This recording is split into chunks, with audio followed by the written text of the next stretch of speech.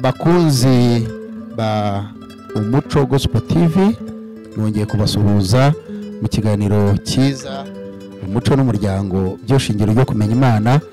Umushumba ni wa wundi mumenyereye, ni mushumba Karemera James, kandi ndi n'umubyeyi. Ni nayo mpamvu nahisemo kuganira cyane ku kintu bita inshingano z'umubyeyi. Rero munyemerere mbasuhuze, mbifuriza umunsi mwiza. Nkuko tumaze iminsi tubiganira tuvuga yuko tubahishe byinshi byiza, nicyo kinzanye imbere ya kamera kugira ngo nsobanure buri muntu wese bimwe mu ncamake mu byo tubahishiye.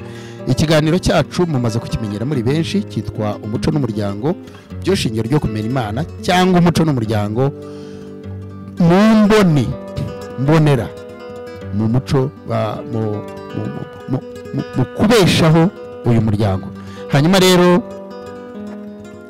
ndabashimiye kandi mbifurije ibyiza bisa. Muri ubu buryo rero bw'imyigishirize yacu mugiye kujya mudukurikiramo, tuzajya tugira nk'uko twabibabwiye abatumirwa baza kuganira kuri iki kibazo cyugarije umuryango nyarwanda, ariko tuzajya tugira n'abaza kwigisha mu buryo bw'igipasiteri cyangwa se bwo kubwiriza. Tuzajya dutambutsa ikiganiro, tunatambutse n'ikibwiriza nk'ibisanzwe, kuko turi abapasiteri kandi turacyari mu murimo, ntabwo turawutakaza cyangwa se turacyagambiriye gutanga umusanzu wacu ku gihugu, ku banyarwanda, ku bwoko bw'Imana Imana yaronse muri iki gihugu cy'u Rwanda, kuko igihugu cyacu Imana yarakiduhaye, ikiduha gakondo, ikiduha umugabane. Nta mpamvu yo kutagikorera. Abato n'abakuru ndabashishikariza ko mwahaguruka twese tugaharanira gukorera igihugu cyacu. Ni muri ubwo buryo rero nashaka kugira ngo mbagaragarize yuko dufite ikintu kinini cyane turimo gutegura cyo gufasha muri uyu muryango, aricyo kirimo kugira icyicaro cyaho dukorera nk'umuryango. Twise ngo ikigo gikomeza imiryango. Iyo ni proje turimo gutegura ndetse tumaze kugera kure. Ishishikariza abanyumva, haba abanyamasengesho, ko mwagisengera, kuko ni kimwe muzafasha generasiyo. Nashakishije ijambo ry'ikinyarwanda nakoresha rigenda risa naho bingora, nk'ibisanzwe ko ikinyarwanda cyacu hari igihe usanga hari amagambo mutakaza tudasobanukiwe. Urumva iyo tugiye mu giswahili tuvuga ngo kizazi, twajya muri izo ndimi z'amahanga ukumva generation cyangwa se generasiyo. Aba nibo turimo dukorera, nibo turimo twubakira u Rwanda rwiza ejo hazaza, nibo turimo dutegurira umuryango muzima, kuko twagira ubuntu bwo kuvuka mu muryango muzima. Twigishije iby'indangagaciro ndetse na kirazira. Ni nayo mpamvu rero muri iki cyegeranyo gito nkora hano nsaba abana gutinya kirazira, kubaha ababyeyi. Gusuzugura ababyeyi ni kimwe mu byitwa kirazira. Kutumvira kirazira, kudaca bugufi kirazira, gukora icyaha kirazira. Haleluya, Imana ibahereze umugisha cyane. Ni muri ubwo buryo rero twateguye icyo cyicaro kugira ngo n'aba bandi badashobora kudukurikira hano gutya tuvuga ku ikoranabuhanga batugana aho turi. Nibyo maze iminsi mbashishikariza. Ni hariya Rwinkwavu mu karere ka Kayonza, ku itorero aho dusanzwe dukorera umurimo w'ivugabutumwa, ku itorero hitwa Kidudu, cyangwa se umudugudu wa Rebero mu kagari ka Mukoyoyo, umurenge n'uriya twababwiye wa Rwinkwavu mu karere ka Kayonza. Aho niho hari icyicaro gikuru cy'itorero. Ni naho rero ubu buryo bwo gufasha abantu tuzakorera, ariko tugamije no kwagura, tugakorera mu gihugu hose, kuko umuryango ntabwo uri Rwinkwavu gusa, umuryango ntabwo uri Kigali gusa aho turi, ntabwo umuryango uri Bugesera gusa aho dutuye. Umuryango ni mu gihugu hose, ni ku isi hose. Rero aha hateguyemo abarimu b'inararibonye batandukanye, bamwe tuzajya dutumira bakaza kuvuga hano, ariko abenshi bazajya bagaragara hariya aho uyu mushinga uzawukorera.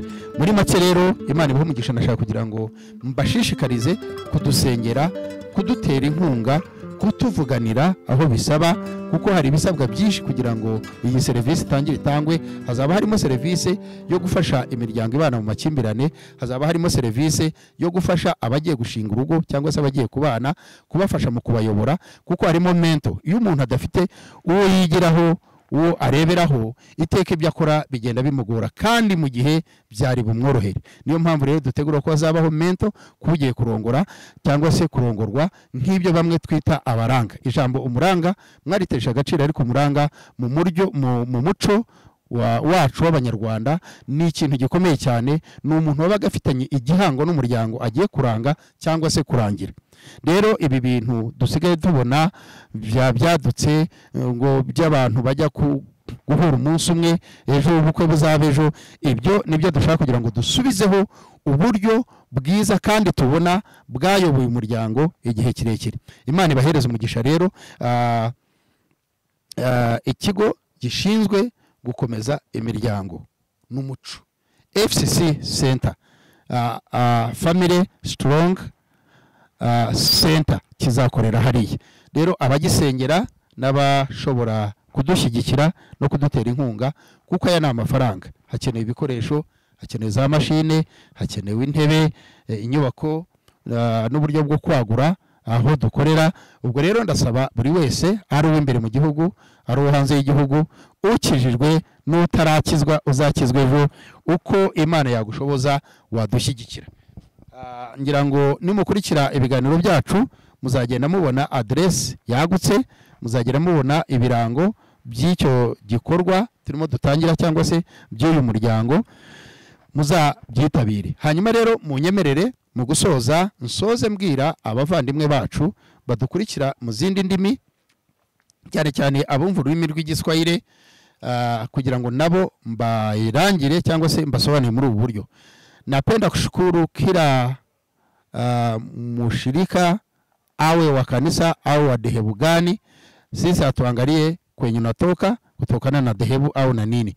Tunaona familia.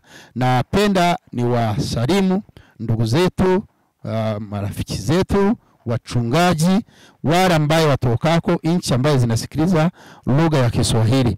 Tangu tuanze kufundisha mafundisho haya ya kijamii, tunaona watu wengi wanastahi kusikia na kusikiliza. Kwa uumbaji wa mtu kuna jambo lilijitokeza likachomoka au likatoka. Ndio maana sasa hivi tunagombana, mtoto anagombana na mama na wazazi wanagombana na watoto wa ndugu, hawapendani, hawawezi kusaidiana na nini. Ni kutokana hii mambo ya kifamilia. Ndio maana sisi tuliandaa kufundisha familia, kuonyesha makosa ambayo familia ilifanya ili itoke kwenye line au njia Mungu aliyoandaa familia iendelee. Kwa hiyo tunawapenda, tunawaombea, tunawaomba pia. Kupitia mtandaoni, kuna mtandao ambaye tunatumia unaitwa Umuco Gospel TV, ni line ambayo tunapitisha mafundisho yetu. Unaweza ukatembelea huko mtandaoni, YouTube unakuta na channel zingine ambaye ziko tofauti. Unaweza ukachat nasi, unaweza ukatoa yani msaada wako kupitia kwa mafundisho, msaada wako kwa uwezo, msaada wako kutuendesha au kutusimamisha. Kama hatuna nyinyi ambaye mnatufuatilia, hatuwezi kuishi imara au kuweza kufundisha, kuweza yale yote ambaye tuliandaa ili tuwafundishe watu. Kwa hiyo kutokana na nchi za Kongo, Tanzania, nchi tofauti ambaye zinasikiliza kwa lugha ya Kiswahili, tunawakaribisha. Kazi yetu tunaitumikia Rwanda, sio mjini Kigali, na mjini Kigali tunatumia pia, lakini kwenye district ambayo inaitwa Kayonza, mahali panaitwa Rugwinkwavu, pale Rebero, ni hapa ambapo kwa jina ambayo linajulikana sana mtandaoni inaitwa Kidudu. Hapo kwenye huo mlima wa Kidudu ndio tunamtumikia. Tuliandaa vitu tofauti vya kuwasaidia, lakini bado kuna mengi ambaye hatujapata. Kwa hiyo kutuombea, kutufadhili, kutusaidia, kutoa mchango wenu ni lazima yani ni kuunga mkono kwa kazi ya Mungu ambaye tunamtumikia. Barikiwe sana ambaye ulikuwa unanisikiliza kwa lugha ya Kiswahili. Kwa hiyo ngoja niendelee na kuwaomba wandugu wengine. Kuna Waganda, natumia lugha ya Kiganda na Kinyankole kama nilivyowaambia. Asante. Na mbade njagara okusimira bana Uganda banafe abasumba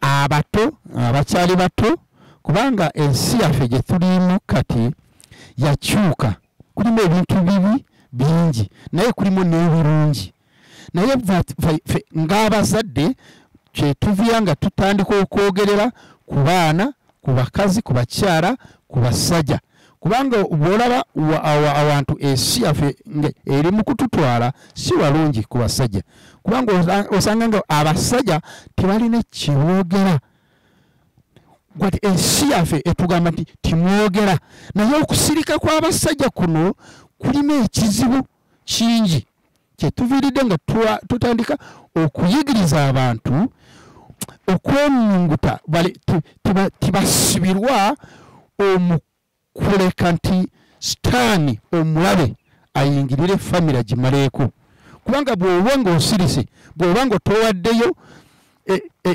ekigambo kyo bw'oba nga towaddeyo amaanyi go okusirikako kuleetera ekizibu famire gy'ovaamu famire gy'egenda okuvaako kati mbadde nsaba